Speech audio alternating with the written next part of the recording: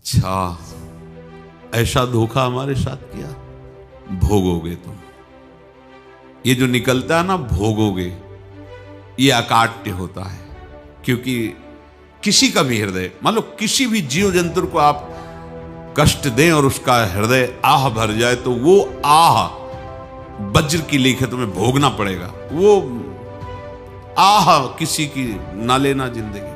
कोई ऐसा कोई आह भर करके कह दिया तुम समर्थ हो, हम तो कुछ कर नहीं सकते, और अंदर से दुखी, फिर तुम्हारी सामर्थ्य काम नहीं करेगी, मिट्टी में मिला देगी। ऐसा नहीं कि आप जो कर रहे हैं कोई देख नहीं रहा, कोई हिसाब किताब नहीं, जो कर रहे हैं अवश्य में भोक्तव्यम। बहुत सावधान।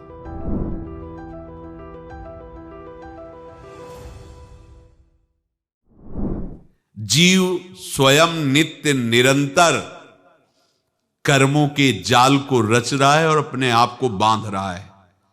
आपको मुक्त होना है, बंधना नहीं है। जीव का जन्म कर्मों के अनुबंध से होता है, कर्मों के बंधन से होता है, और उसको अपना ऋण चुकाना होता है। कर्मानुबंध ये बहुत सूक्ष्म विषय है। जैसे आप जिस परिवार में जन्म लिए हैं, तो उस परिवार के लोगों से आपका ऋण है, इसलिए उसी परिवार में आप आए हैं। और ऋणानुबंध उसको बिना चुकाए या बिना वसूल किए आप वहां से जाएंगे नहीं। आपको लेना है तो वसूल करना है, और देना है तो चुकाना है। ये पूर्व के जन्मों से निश्चित किया गया है। जैसे किसी के यहां पुत्र हुआ, जन्म से ही पैसा खर्चा शुरू हुआ, जो बड़ा हुआ तो उद्दंडता के द्वारा मार पूरे परिवार को क्लेश पर क्लेश देता चला जा रहा है। ये तुम्हारे कर्म का फल है। या ऐसे शक्तिहीन बुद्धिहीन ऐसे पागल पूरे जीवन सेवा करो, तुमसे अपना हिसाब चुकाने के लिए वो आया है। अब परिवार के जो सदस्य जुड़े आके, मतलब पत्नी आते ही पूरी हृदय में आनंद, परिवार में आनंद, और जीवन भर वो आनंद ही सुख देने के लिए उसका जन्म हुआ। वो अपना ऋणानुबंध मुक्त, और आते ही भयंकर क्लेश खड़ा कर दिया, बीच में दीवाल और झगड़ा वैसा, फिर अतरे दिन मारपीट शुरू, कलह अशांति, पूरा जीवन नरक हिसाब करने आए। यहां ऋण चुकाए बिना कोई जा नहीं सकता, ऋण चुकाना पड़ेगा। किसी का ऋण वसूल करना है तो किसी को ऋण चुकाना है, दोनों काम करने होते हैं। अनेक जन्मों में अनेक लोगों के साथ हमने जो बर्ताव किए हैं, अच्छे या बुरे, वो होंगे। अब किसी आदमी को हम जानते नहीं, अचानक मिला, अचानक टक्कर लगा और मार पीट गाली गुप्ता सब कर दिया, चुपचाप सह लो। क्यों? ये आपका हिसाब है, पूर्व का हिसाब। हमारा उससे कोई द्वेष नहीं, कोई संकल्प नहीं। अचानक घटना घटी और हमसे द्वेष करने लगा, हमें पीटने लगा, हमें गालियां दे, ये हिसाब है, चुपचाप सह जाओ। अपने घर का भाई ही भारी दुश्मन बन गया और क्लेश, हिसाब है। एक प्रभुदत्त ब्रह्मचारी जी की वाणी में पढ़ा था, एक महात्मा जी भ्रमण करते थे, तो उस समय असरफियां चलती थी, मोहरे असरफियां, तो उनको भेंट में देते लोग। तो या तो ठाकुर सेवा में लगे तत्काल, या संत सेवा में तत्काल लगे, उसका संग्रह करके डोलना ये ठीक नहीं है बैरागी के लिए, सिद्धांत में ये ठीक नहीं है। तो जब 2, 4, 6, 8 ऐसे मोहरे हुई, तो उन्होंने विचार किया कि और भ्रमण करके जब काफी मोहरे हो जाएंगी तो प्रयागराज में जब कुंभ पड़ता है, एक बार पूरे सब अखाड़े के संतों को, अलग अलग संप्रदाय सब संतों को बुलाएंगे और सबको पुआएंगे। अब साधु है तो यही विचार करेगा, और क्या विचार करेगा। तो उन्होंने एक ऐसे डंडा बनवाया, बेंत, जो ऊपर से चूड़ीदार और भीतर पोला, और मोहरे उसमें डालते गए। और भ्रमण, जहां जहां श्रद्धालु भगत थे सबके यहां जाना, और इच्छा रखना कि एक मोहर तो दे ही दे दक्षिणा में। कामना कोई भी हो वो बांधती ही है, ध्यान रखना। इसीलिए प्रभु जो चाहे वो करे, अपनी चाह नहीं रखनी चाहिए, अपनी चाह प्रभु की चाह में मिला देनी चाहिए। धीरे धीरे वो छड़ी भर गई, भ्रमण करने वाले महात्मा चूड़ी लगाई, इंतजार करते रहे। जब प्रयाग का कुंभ पड़ा तो चले। तो रास्ते में एक गांव में पूछा जाता है, जैसे कहीं रुको कि कोई श्रद्धालु ऐसा है जो संत सेवी है। तो कुछ लोगों ने बताया, हाँ एक परिवार है बहुत संत सेवी है और आपको मिलाते हैं उनसे। आइए महाराज, घर में रुका, खूब अच्छा हलवा पूड़ी पवाया और जो घर के मालिक थे चरण दबाए। चरण दबाते दबाते उनकी दृष्टि पड़ी उस डंडे पे, इतना मोटा और ऊपर से कुछ चूड़ी सी भी नजर आ रही, इस डंडे में तो कोई रहस्य है ही है। अब महात्मा जी को खवा पिला के सुला दिया। महात्मा जी जब सो गए तो पत्नी से धीरे से कहा, वो डंडा लाओ बाबा जी का डंडा। वो चूड़ीदार जो ही खोला पलटाया तो सैकड़ों मोहरे। ऐसे संत रोज पधारे भगवान, तुम आनंद हो जाए फिर क्या। पत्नी से कहा, नाप के कंकड़ लाओ। वो तो महात्मा जी तो खाए खीर पूड़ी, आराम से सो रहे। रात में पूरी प्लानिंग करके उसमें कंकड़ भर के चूड़ी लगाकर सिराने रख दिया, सारी मोहरें हटा ली। महात्मा जी आराम से छड़ी उठाए तो वजन पक्का। वैसे बड़े लोग चतुर होते हैं, पर ये नहीं जानते कि कर्म कितना भयानक होता है। और उनकी कोई संतान नहीं थी, पर धन में इतना प्रेम उनको था। बहुत सावधान। साधु महात्माओं के पास जो अर्थ है, गृहस्थी अगर आता वहीं से है, पर अगर उसको जोर जबरदस्ती या किसी छल कपट से, तो वो उसका विनाश ही करता है। आज तक का प्रमाण है। अब उनको ये भाव पता नहीं होगा, या पता होगा तो लोभ के कारण वो उसको मान नहीं पाए होंगे। महात्मा जी गए प्रयाग में, किसी अखाड़े पर रुके और वहां प्रार्थना की कि कल जो है संपूर्ण अखाड़ों का निमंत्रण किया जाए और सब संतों को भोग पवाया जाए और उनको दक्षिणा भी दी जाए। महंत ने सोचा कि बहुत बड़ा है तो उत्सव है, क्योंकि प्रयाग में कितने हजारों संत महात्मा सब। तो उनका महाराज बोरों इसमें चीनी और टीनों घी लगेगा, सब व्यवस्था। बोले आप मंगाइए, एक एक हिसाब हम करेंगे, हमारे पास सब व्यवस्था है। बोले कुछ तो पहले दे दो, इकट्ठे देंगे हम। उनको था कि अगर हम छड़ी खोला और दो चार मोहरे दी, किसी को पता लग गया तो गड़बड़ हो सकती। बोले हम भंडारे के समय आखिरी में सब कुछ आपको दे देंगे।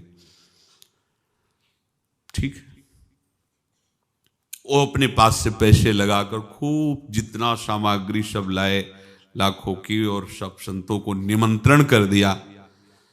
संत जन निमंत्रित हो गए, भंडारा बन रहा है। तब वहां के महंत है और उनका देखो भंडारा भी बन रहा है, संतों को निमंत्रण। अब आप अर्थ की व्यवस्था कीजिए, क्योंकि इतनी बड़ी हमारी सामर्थ्य नहीं थी जितना हमने किसी तरह हमने व्यवस्था की। अब मुझे अर्थ चाहिए, तभी आगे की व्यवस्था बढ़ेगी। संतों को दक्षिणा देंगे और जिनसे अर्थ लिया उनको दे। देखो रसोई बन गई है सब। उनका छत में विश्वास नहीं तो ये अभी चूड़ी खोली। उनको तो था ना कि मोहरे हैं, कंकड़। तो जैसे कितना उनको सदमा लगा होगा। हजारों संतों का निमंत्रण, रसोई बन, मतलब संत हो के छल कपट। तो उनका महाराज आपने तो हमारा नाश कर दिया, जो महंत थे। अब बताओ रसोई बन गई, संत निमंत्रित हो गए और आप ये कंकड़ दिखा रहे हैं हमको। आपने तो हमें बर्बाद कर दिया। हमारी इतनी सामर्थ्य नहीं थी, आप पहले बता देते। संत होकर ऐसा छल कपट। अब वो बोले तो क्या बोले, क्योंकि उनको पता था कि मोहरे हैं इसमें। अंदर से उनका चिंतन गया उसी सेठ के पास, अच्छा ऐसा धोखा हमारे साथ किया, भोगोगे तुम। ये जो निकलता है ना भोगोगे, ये अकाट्य होता है। क्योंकि किसी का भी हृदय, मान लो किसी भी जीव जंतु को आप कष्ट दें और उसका हृदय आह भर जाए, तो वो आह वज्र की लेख है, तुम्हें भोगना पड़ेगा। वो देखो भीष्म जी को भोगना पड़ रहा है ना। सांप को ऐसे धनुष की नोक से उठाया और बंबूल के कांटों के ऊपर फेंक दिया, कई दिन तक शेदा हुआ, वो आह भर करके मरा। तो आपको 6 महीने बाणों की सैया पर आह किसी की ना लेना जिंदगी में। कोई ऐसा कोई आह भर करके कह दिया तुम समर्थ हो, हम तो कुछ कर नहीं सकते, और अंदर से दुखी, फिर तुम्हारी सामर्थ्य काम नहीं करेगी, मिट्टी में मिला देगी। फिर ये तो संत थे और भगवत आराधना के लिए, संत आराधना के लिए ही ऐसा किए हुए थे। अब इनका कैसे मुंह दिखाएं, अब क्या करें। सुबह संत जन आएंगे, सबके बीच में हमारी कि देखो इन्होंने, अब क्या करें। गए और संगम में जाके छलांग लगाई, अपने प्राण त्याग दिए। अब उनके तो पास मोहरे थी और व्यापार बढ़ा, और 9-10 महीने बाद ही लड़का हुआ। अब तो उनको कि संत फलीभूत हो गया। देखो व्यापार चल रहा, लड़का नहीं होता था, लड़का भी हो गया, बड़ा आनंद छा रहा है। जब से वो प्रकट हुए और धन की वृद्धि शुरू हो गई, पढ़ाई लिखाई में उनके खर्चा हुआ सब, बस बीमारी शुरू हो गई उनके शरीर में। अब उसमें पैसा जाना शुरू हुआ। इतने आसक्त तो वो दोनों हो गए कि कुछ भी हो, व्यापार ठप, संपत्ति बेचना शुरू। तो उन्होंने कहा कि बेटा मैं क्या कर सकता हूं तुम्हारे लिए। बोले हमारी अंतिम इच्छा है प्रयाग चलो, और जितने प्रयाग में संत महात्मा सबको एक बार भंडारा करवाओ, हमारी इच्छा अंतिम है, क्योंकि अंतिम यही इच्छा थी। बोले अब ज्यादा संपत्ति तो नहीं रह गई, तो बोले घर बेच दो, मेरे लिए ही तो है, बेच दो। मुझे लगता मैं बचूंगा नहीं, पर मेरी अंतिम इच्छा पूर्ण कर दो। घर बेच दिया, जेवर बेच दी। वहां गए, जब संत सेवा की तो बोले मुझे संगम तक ले चलो। संगम तक ले गए और बोले समझे तुम चुराए थे और हमने उसको छीना है, कुछ नहीं रह गया तेरे पास कुछ, अब केवल ममता और आसक्ति में जलकर मर और नरक प्राप्त कर। मैं वही महात्मा हूं जिसकी तूने मोहरे ली थी, शरीर छोड़ दिया। महात्मा को जन्म लेना पड़ा और इनको दुर्गति भोगनी पड़ी। ऋणानुबंध, होश में। ऐसा नहीं कि आप जो कर रहे हैं कोई देख नहीं रहा, कोई हिसाब किताब नहीं, जो कर रहे हैं अवश्य में भोक्तव्यम, बहुत सावधान। अनेक जन्मों में अनेक लोगों से जो कुछ लिया दिया है, इस लेने देने को मिटा देने के बाद ही तुम मुक्त हो गए। इसीलिए एक उपाय है, लेना न देना मगन रहना। क्या? मालिक को समर्पित हो जाओ, मालिक को अपना माना हुआ समर्पित कर दो, खत्म। अहम त्वाम स्वरूपापेभ्यो मोक्षयिष्यामि, सब खत्म। आगे पीछे लेना देना सब खत्म। एकादश स्कंद में भगवान श्री कृष्णचंद्र जी ने कहा जो मेरे चरणों का आश्रय लेकर भक्त मेरा भक्ति करता है, उसके पितृ ऋण, मातृ ऋण, देव ऋण, ऋषि ऋण, सब ऋणों से मैं मुक्त कर देता हूं। बस यही एक उपाय है जो इसके बंद करने का उपाय भक्तों के लिए है, वो यही है, भगवान की शरण में होकर अपना माना हुआ पूरा भगवान के अर्पित कर दो। अर्पित करने का तात्पर्य उसमें अहम हटा दो। तो दियम वस्तु गोविंदम तुभ्यमेव समर्पये। जिनसे तुमने सेवा करवाई है उनकी सेवा करनी पड़ेगी, जिनसे तुमने जो कुछ लिया है उनको देना पड़ेगा। ये लेने देने का व्यापार जब तक समाप्त नहीं होगा तब तक तुम्हारा जन्म मरण चलता रहेगा। अब आपको यहां समझना है, यदि आपसे किसी ने पैसे लिए बेईमानी करके नहीं दे रहा है तो आप उसको गाली मत दीजिए, आपने बेईमानी की थी इसलिए आपकी बेईमानी हुई है, ले गया, कोई बात नहीं है, बंधन से मुक्त हुए, जो बोझा था चला गया। उसको ऐसा ना देखे कि ये बेईमान हमारे रुपए मार लिए, अब जो कुछ होगा देखेंगे। अगर आप आगे नया कुछ करते हैं तो फिर आगे का हिसाब आपको भोगना पड़ेगा, ध्यान रखना। ऐसा नहीं है कि आपको भोगना नहीं पड़ेगा। एक ही उपाय है कि अब जो शरीर धारण किए इसी में जो भोग ले, आगे ना होना चाहिए। तो क्या करे? सर्वतो भावेन भगवान की शरण ले ले। ये तो सर्वाणि कर्माणि मयि सन्न्यस्य मत्पराहा अनन्येनैव योगेन माम ध्यायन्तु उपासते तेषामहं समुद्धर्ता मृत्यु संसार से। ये बड़ा कठिन है पार होना, कोई छोटी मोटी बात है। एक महात्मा बाल्यावस्था से भजन करते थे, शालिग्राम भगवान पास रखते थे और उन्हीं की आराधना करके बस पाठ नाम जप और भ्रमण करते थे। यौवन अवस्था थी, गंगा जी के किनारे अपने ठाकुर को विराजमान करके स्नान करने के लिए कपड़ा ही उतार रहे थे कि 90 लोग आ गए, भाला तलवार सब ले, मारो मारो इसको मारो, घेर लिया। तो उन्होंने हाथ जोड़कर कहा हमने क्या अपराध किया, कोई सुन ही नहीं रहा। तो उन्होंने कहा मार तो डालोगे ही आप 90 लोग, हम कोई अस्त्र शस्त्र तो लिए नहीं, एक बार हमें गंगा में डुबकी लगा देने दो और अपने ठाकुर को स्नान करा देने दो, फिर इसके बाद आप मार देना। भगवत इच्छा से वो लोग रुक गए, स्नान किया और अंदर से प्रार्थना की, प्रभु ये क्या लीला है आपकी, आपके सिवा मेरा कोई है नहीं और ये मुझे मारना चाहते हैं। तो भगवान ने जानते हो क्या कहा उनके अंतर में, तुम मेरे में ध्यानस्थ हो करके शरीर को छोड़ो, ये लोग मारेंगे, ये मेरे भजन का फल है कि तुम्हें 90 जन्म नहीं लेना पड़ेगा, एक ही जन्म में 90 मिलके, तुमने 90 हिंसा की थी पूर्व में, तो तुम्हें 90 बार जन्म लेना होता और एक एक करके मारते। ये मेरे भजन का प्रताप है कि एक बार में ही 90 का हिसाब हो जाएगा। तुम आंख मूंदो, मेरे ध्यान में मगन रहो, मेरे प्रताप से तुम्हें कोई चोट नहीं होगी और स्वाभाविक मूर्छावस्था में प्राण तुम्हारे छूट जाए। ऐसा ही हुआ, ऐसा हुआ। तो ये बात समझ लो कि ये जो कर्मानुबंध है, ऋणानुबंध है। आप देखो, अगर शाप महात्माओं ने दिया कि तुम्हारे वंश का इससे विनाश होगा, तो भगवान भी परम धाम जा रहे तो उसी कील से, बाण की नोक में जो मछली लील गई थी छोटा कण, उसी से की नोक बनाई और उसी नोक को प्रहार किया, भगवान के श्री चरण में वही बाण की नोक लगी और भगवान ने स्वीकार किया ना। भगवान का बड़ा लीला विचित्र है। अगर छुप करके उधर रामावतार में बात, तो इधर ऐसे स्वीकार किया है भगवान ने। ऐसा कहीं नहीं दिखाया कि मैं भगवान हूं तो मैं अपने लिए, ऐसा नहीं दिखाया।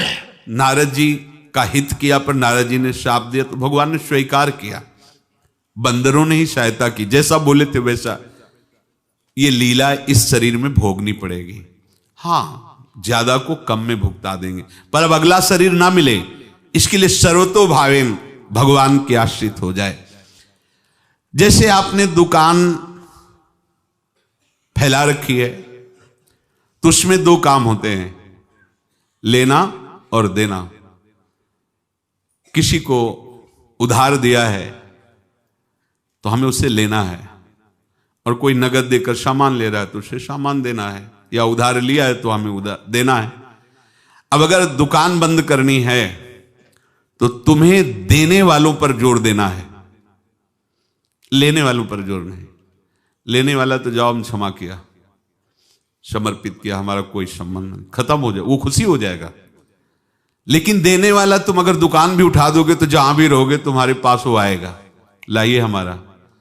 तो देने पर नजर रखिए, जिसका जिसका हिसाब है वो आपके सामने आता जाए, हटाते जाओ। लेने पर नजर मत रखिए और दुकान फौरन उठा दीजिए, नहीं अगर लेते देते रहे तो चलता रहेगा। आगे चलकर कुछ लेना न देना, मगन रहना बस अपने प्रभु के चिंतन में। अब हम कैसे जाने कि किसको क्या देना है, हमें क्या पता? तो हम पूरा हिसाब जिनको पता है उनको दे देते हैं, समझ रहे हो? उनको पता है क्या लेना है क्या देना है, तो इनके पास पहुंच गए, सरकारी हिसाब से सब बराबर कर देंगे। हमको अपनी जिम्मेवारी इनकी चरणों में समर्पित कर देना है, तभी हम जीवन मुक्त होंगे। ये रहस्य की बात है। प्रभु कह रहे हैं, यस्य सर्वे समारंभाः काम संकल्प वर्जिताः ज्ञानाग्नि दग्ध कर्माणं तमाहु पंडितम बुधाः। जिसके संपूर्ण कर्मों के आरंभ संकल्प और कामना से रहित हैं, तथा जिसके संपूर्ण कर्म ज्ञान रूपी अग्नि से जल गए हैं, उसको ज्ञानी जन भी पंडित कहते हैं, बुद्धिमान कहते हैं। पूज्य श्री भाई जी महाराज कह रहे हैं, जैसे वहां ज्ञानाग्नि से दग्ध कह रहे हैं, तो अपने वृंदावन वासियों का प्रेमाग्नि से सब कर्म संस्कार दग्ध होते हैं। जिस समय आपके हृदय में भगवत प्रेम का प्रादुर्भाव होगा तो लेश मात्र कभी तुम्हें दुख नहीं भोगना पड़ेगा। प्रेम का प्रादुर्भाव होते ही दुख का नाश हो जाता है, महासुख। जब प्रेम का प्रादुर्भाव होगा तो समस्त पाप भस्म हो जाते हैं, अशांति नष्ट हो जाती है, संसार ज्वाला स्पर्श भी नहीं कर सकती है। जब भगवत प्रेम का प्रादुर्भाव होता है तो हो सकता है उस उपासक के जीवन में दुखों का पहाड़ टूट पड़े, परिवार खिलाफ, शरीर रोगी, अव्यवस्था, बहुत बहुत कुछ, सब कुछ। कह रहे हैं इतना सब होने पर भी उसके हृदय में कोई भी दुख नहीं होता। ऐसा सामर्थ्यशाली भगवत प्रेम है। भगवान के चरणारविंद का जिसके हृदय में प्रेम है, भारी से भारी दुख भी उनको विचलित नहीं कर सकता।